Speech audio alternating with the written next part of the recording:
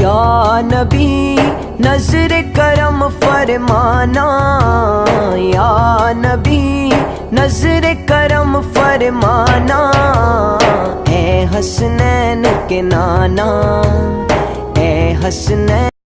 پیغمبر اکرم کی ولادت ہوئی، واپس جناب ابو طالب کی خدمت میں آ کے ایک نکتہ عرض کیا وہاں پر کہ میں نے اب آج ایک عجیب بات سنی۔ میں نے حضرت علی کی والدہ نے فرمایا کہ میں نے آج ایک عجیب بات آمنہ سے سنی ہے کہ آمنہ نے فرمایا کہ آج وہ نور آنے والا ہے، میرے بیٹے کی ولادت ہونے والی ہے کہ تمام بادشاہتیں بھی اس کے انڈر آئیں گی۔ اللہ، یہ روم، ایران، یہ تمام بادشاہتیں، ان پر میرا یہ بیٹا مسلط ہوگا، وہ سب اس کے انڈر آئیں گے۔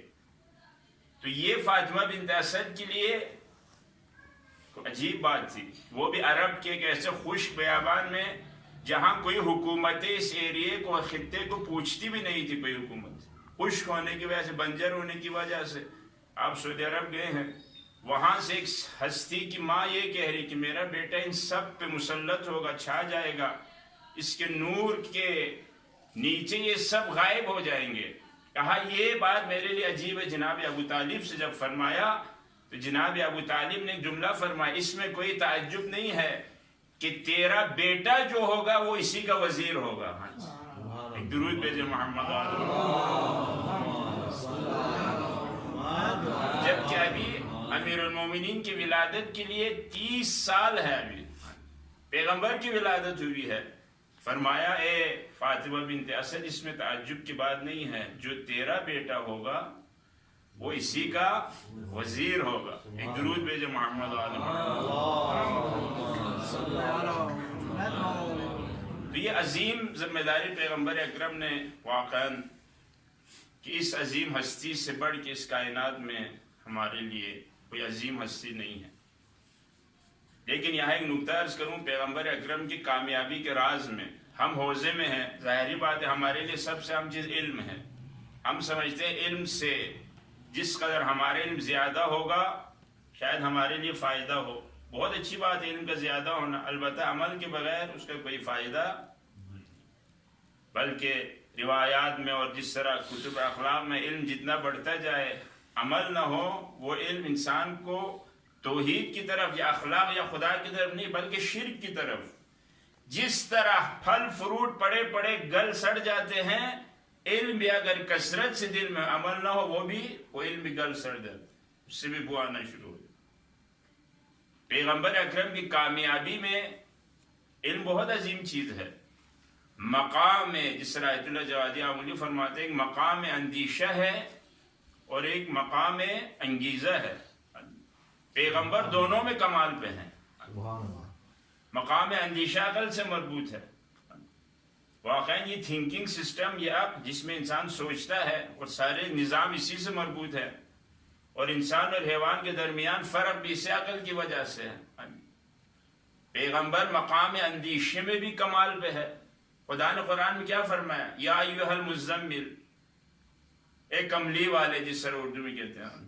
پیغمبر آئے بستر پہ سوئے، چادر لپیٹ لی، پہن لیا، تو خدا نے اچانک کیا فرمایا؟ یہ ہم علماء کے لیے بھی ہے، البتہ آپ علماء کے لیے، ہم طالب علم۔ یا ایھا المزمل قم اللیل، یہ سونے کا وقت نہیں ہے، اٹھو رات کو۔ قم اللیل الا قلیلا، یعنی تمام رات اٹھو، قیام کرو، عبادت میں مصروف رہو، مگر قلیل، تھوڑی دیر کے لیے سو جاؤ۔ ہاں جی، یا آگے فرمایا قم اللیل الا قلیلا نصفہ، آدھی رات کو سو جاؤ، آدھی رات کو عبادت کرو، یا اس سے کم کرو، یا اس نصف پہ بڑھاؤ۔ ہاں جی، یا ثلثین عبادت میں مصروف رہو، ایک ثلث سو جاؤ، یا برعکس ثلثین سو جاؤ، ایک ثلث عبادت میں مصروف رہو۔ اس کی وجہ کیا ہے؟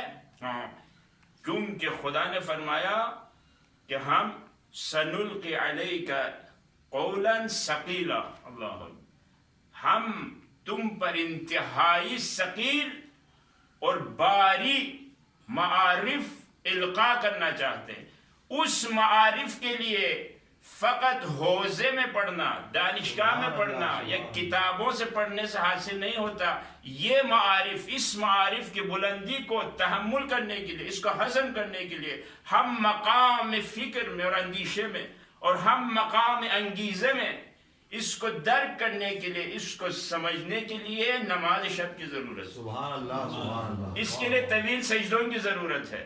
یہ حوزے سے ہٹ کے ہے، مقام حوزہ سے، دانشگاہ سے، ان سسٹم سے ہٹ کے ہے. یہاں تمہیں قم اللیل، تمہیں رات کو کھڑا ہونا پڑے گا، رات کو بیدار رہنا پڑے گا. قم اللیل الا قلیلا، کیونکہ ہم عالی ترین مطالب آپ کے اوپر نازل کرنے والا، البتہ بعثت کی ابتدا میں ہے. یہ مطالب اصول فقہ پڑھ کے جواہر پڑھ کے فلان پڑھ کے تمہیں حاصل نہیں ہوگا. یہ نور ہے اور نور تمہیں نماز شب سے حاصل ہوگا. سبحان اللہ سبحان اللہ. الفاظ کے ذخیرہ کرنے کو علم نہیں کہتے ہیں. بہت سے لوگ سمجھتے ہیں یہ موبائل بھی بہت بڑا عالم ہے کیونکہ اس میں 1 لاکھ کتابیں ہیں. بعض لوگ سمجھتے ہیں ذہن میں علم ڈالنے سے انسان کیا بن جاتا ہے؟ عالم بن جاتا ہے. جبکہ عالم ایسا نہیں ہے. علم کی تعریف امام صادق علیہ السلام کی مکتب میں کچھ اور ہے. فرمایا ہم عظیم مطالب آپ کے اوپر اتارنے والے ہیں. بعثت کی ابتدا ہے اور دین کو بھی قیامت تک رکھنا ہے اور خاتم النبیین بھی ہے. تو ذمہ داری پیغمبر اکرم کی انتہائی عظیم ہے. اس کے لیے بہترین وقت آپ کے لیے رات کا وقت ہے. فرمایا قم اللیل الا قلیلا نصفہ ان ناشئۃ اللیل یہ اشد وطئا واقوم قیلا. واقعا یہاں پیغمبر اکرم سے 2 چیزیں اللہ نے طلب کی. آیت اللہ جواد عاملی اس تفسیر میں فرماتے ہیں کہ آج کل شاید وہ بحث مرسلات میں ہے، سورہ مرسلات میں ہے، اس کی بحث کر رہے ہیں. مزمل میں آپ دیکھیں اس میں اس مطالب کو انہوں نے بیان کیا ہے. ایک اس معارف کو لینا ہم آپ کے دل پہ القاء کریں گے. ٹھیک ہے، یہ حوزے سے حاصل نہیں ہوگا، یہ استاد کے سامنے بیٹھنے سے علم حاصل نہیں ہوتا، یہ معارف کتابوں سے نہیں حاصل ہوگا، یہ ہم القاء کریں گے آپ پہ. اور اس کا روش اور طریقہ بھی بتا دیا کہ یہ ہم القاء کریں گے. راہکار کیا ہے، طریقہ کیا ہے ان معارف تک پہنچنے کا، اس عظیم علم کو حاصل کرنے کا جو نور ہے. ہاں جی، کیونکہ قرآن جس طرح آپ دیکھیں قرآن کے 2 حصے ہیں، 2 بخش ہے. ایک خدا کے پاس ہے. خدا نے قرآن کو جب نازل کیا، خدا کا قرآن کو نازل کرنا یہ تجافی کے طور پہ نہیں ہے، یہ تجلی کے طور پہ ہے.